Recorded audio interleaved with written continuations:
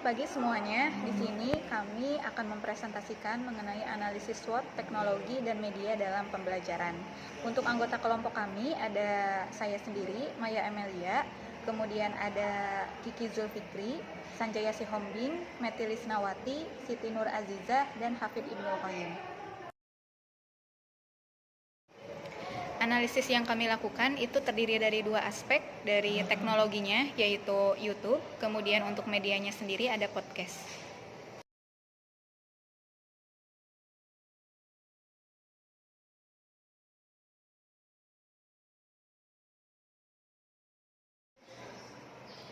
Kita mulai analisisnya dari strength. Nah, strength atau kekuatan untuk podcast ini adalah yang pertama sudah terdapat interaksi dua arah antara moderator dengan narasumbernya, di mana memang sistem dari podcast itu sendiri adalah adanya suatu komunikasi atau obrolan untuk orang-orang yang terlibat dalam pembuatan podcast tersebut.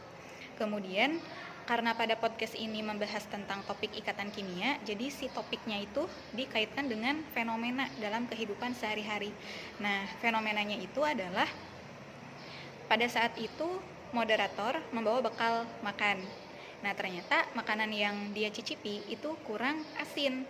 Kemudian si moderator menjelaskan, oh kalau misalkan kurang asin ini berarti garam yang ditambahkannya kurang gitu. Nah, rumus kimia dari garam itu sendiri yang ada pada makanan tersebut kan adalah NaCl. Nah, NaCl ini saat berikatan itu kan membentuk atau berdasarkan ikatan ion pembentukannya. Nah, berarti kan itu dikaitkan dengan kehidupan sehari-hari yang membantu untuk memudahkan pemahaman siswa seperti itu.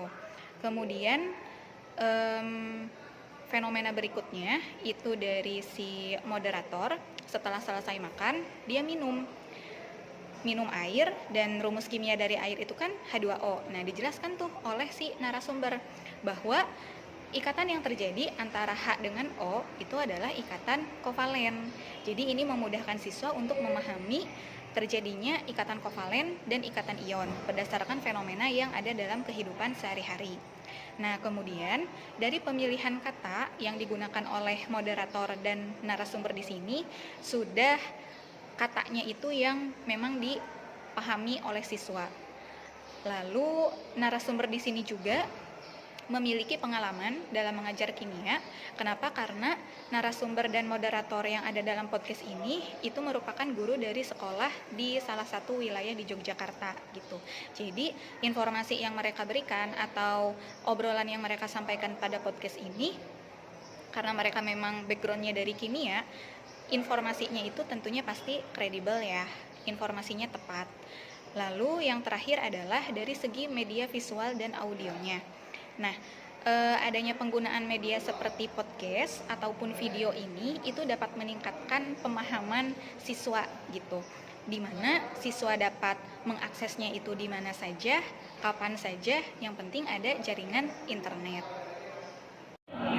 Baik, untuk kelemahan dari podcast yang pertama yaitu tidak adanya penggunaan alat peraga. Jadi pada podcast yang kami analisis, alat peraga yang digunakan tidak ada, hanya menggunakan tangan. Jadi tangan kanan, tangan kiri itu tidak memudahkan untuk pemahaman siswa yang menonton.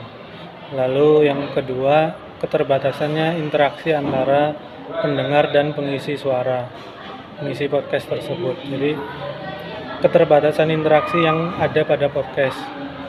Lalu yang ketiga, tidak adanya papan tulis yang digunakan oleh pengisi podcast yang terintegrasi dengan layar di YouTube. Jadi perlu adanya papan tulis sehingga pengisi podcast itu menulis yang dapat dilihat oleh peserta didik.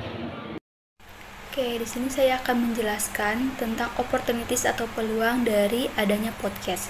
Yang pertama itu adanya integrasi dengan teknologi. Jadi adanya peluang untuk memanfaatkan teknologi seperti animasi atau stimulasi kimia yang lebih interaktif untuk menjelaskan ikatan kimia secara visual, sehingga mudah untuk dipahami. Karena pada saat ini podcast itu tidak hanya dalam bentuk audio, ada juga dalam bentuk videonya. Jadi di sana terdapat 2 orang atau lebih yang membicarakan suatu topik, misalnya tentang ikatan kimia. Nah, nantinya ketika si narasumber atau pembicara membicarakan tentang ikatan kimia, maka dimunculkanlah animasi dari ikatan kimia sehingga lebih mudah untuk dipahami. Yang kedua itu adanya peluang kolaborasi. Jadi podcast memungkinkan siswa bekerjasama dalam proyek pembelajaran. Jadi mereka bisa membuat podcast secara berkelompok sebagai tugas kreatif, kemudian menuangkan ide-idenya dan berdiskusi tentang topik yang sedang dipelajarinya. Jadi di sini juga dapat meningkatkan skill komunikasi dan juga misalnya skill editing dari peserta didik. Kemudian yang ketiga itu ada pengenalan materi tambahan. Jadi podcast dapat memperkenalkan siswa pada topik atau subjek yang belum dipelajari di kelas atau tidak dibahas di kelas. Jadi hal ini dapat mendorong siswa untuk mengeksplorasi pengetahuan baru dan memperluas wawasan mereka. Untuk ancaman yang dimiliki podcast adalah podcast itu harus membuat konten belajar yang menarik, menyenangkan, dan inovatif.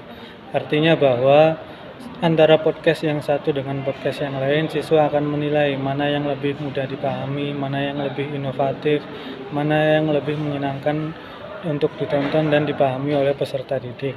Lalu yang kedua, perlu adanya penggunaan multimedia elektronik apabila podcast digunakan di kelas pada saat pembelajaran. Baik, selanjutnya adalah mengenai teknologi. Adapun media podcast yang kami analisis itu didukung oleh teknologi digital, di mana teknologi digital ini bisa mencakup penggunaan perangkat komputer, internet, dan juga aplikasi mobile. Nah, dalam aplikasi ini atau teknologi yang kita analisis itu menggunakan teknologi digital yang mencakup internet, media sosial berupa YouTube. Oleh karena itu, kami menganalisis SWOT terkait teknologi digital berupa YouTube. Walaupun analisis SWOT terhadap YouTube ini sudah dijelaskan oleh kelompok sebelumnya, yaitu kelompok SMA Sumber, namun di sini saya akan menjelaskan mungkin beberapa poin-poin, mengulang kembali apa yang menjadi SWOT terhadap YouTube. Yang pertama itu adalah strength, kekuatan dari YouTube. Ada 5 poin yang saya analisis. Yang pertama itu semua pengguna YouTube ini bisa menonton atau mengakses YouTube itu melalui berbagai perangkat, jadi tidak terbatas. Bisa menggunakan perangkat komputer, contohnya, kemudian smartphone, tablet, dan juga bisa menggunakan smart TV. Yang kedua yaitu pengguna YouTube ini bisa atau aplikasi YouTube ini itu menawarkan berbagai jenis konten, mulai dari pendidikan, kemudian hiburan, tutorial, dan juga vlog. Jadi di sini siswa bisa melihat atau mengeksplor pengetahuannya lebih jauh terkait apa yang ingin dia tonton, bisa melalui pendidikan, kemudian ada vlog yang dalam bentuk pembelajaran, dan juga tutorial dan sebagainya. Kemudian yang ketiga yaitu sederhana untuk digunakan, dalam artian untuk mengakses internet ini atau YouTube ini tidak harus memiliki kemampuan khusus seperti ahli komputer dan sebagainya. Cukup mudah digunakan dalam pengaksesnya tanpa harus ada keahlian khusus. Yang keempat adalah tidak berbayar. Jadi YouTube ini cukup kita bisa download melalui Play Store tanpa harus ada biaya tambahan. Ya. Jadi secara keseluruhan bahwa YouTube ini bisa gratis diakses. Yang kelima, yang terakhir yaitu adalah banyak kategori atau fitur yang tersedia di YouTube, seperti contohnya subtitle yang pendukung, seperti kalian misalkan siswa itu merasa kesulitan menonton YouTube jika isi YouTube-nya itu dalam bahasa Inggris. Nah, di situ bisa kita ubah menggunakan bahasa Indonesia karena ada opsi subtitle. Jadi fungsinya subtitle ini untuk mempermudah pengguna YouTube atau siswa dalam mengeksplor pengetahuan dan keterampilannya lebih dalam. Kemudian di sini juga YouTube juga memiliki fitur autoplay ataupun kecepatan video yang dapat diatur oleh pengguna YouTube.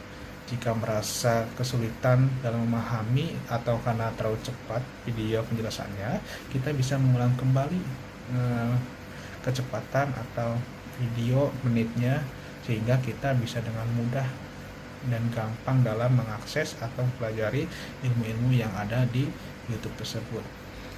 Oke, kemudian mengenai weakness atau kelemahan mungkin akan dijelaskan oleh teman saya. Terima kasih. Adapun weakness atau kelemahan dari YouTube yang digunakan sebagai teknologi dalam media pembelajaran podcast gitu ya, di antaranya yang sering kita ketemui yaitu banyak sekali iklan sehingga kita mudah terdistraksi ketika menonton video tersebut.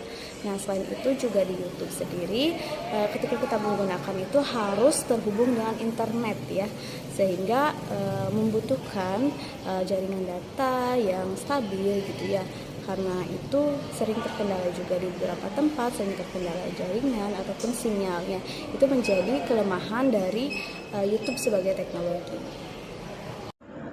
Baiklah, di sini saya akan menjelaskan mengenai opportunity atau peluang dari penggunaan teknologi YouTube. Yang pertama, konten edukasi semakin meningkat. Semakin banyak orang yang menggunakan YouTube untuk belajar, untuk memperoleh pengetahuan baru dan pengetahuan, akan membuka peluang bagi pencipta konten edukasi. Yang kedua, pertumbuhan pasar internasional. Masuknya YouTube ke pasar-pasar baru, terutama di negara-negara berkembang, contohnya Indonesia, akan memberi kesempatan besar bagi kreator dalam membuat konten dan berkembang.